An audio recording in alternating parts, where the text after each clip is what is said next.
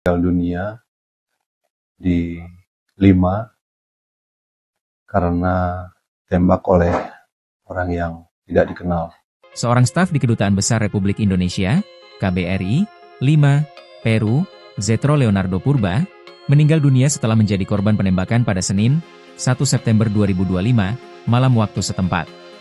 Media Peru, Panamericana Television, melaporkan bahwa Zetro ditembak 3 kali oleh orang tak dikenal di kawasan Lynch, Lima, beberapa meter dari tempat tinggalnya.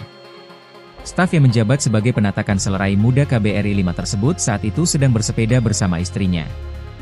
Ia sempat dilarikan ke klinik Javier Prado, tetapi nyawanya tidak tertolong. Sementara itu, sang istri selamat dari serangan tersebut dan kini berada di bawah perlindungan kepolisian setempat, sebagaimana diberitakan antara pada Selasa, 2 September 2025.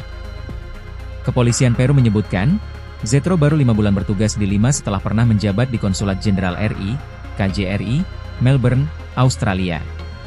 Tim forensik bersama aparat kepolisian telah melakukan olah tempat kejadian perkara, TKP. Pihak KBRI 5 juga disebut tengah berkoordinasi dengan Kementerian Luar Negeri Peru terkait insiden ini.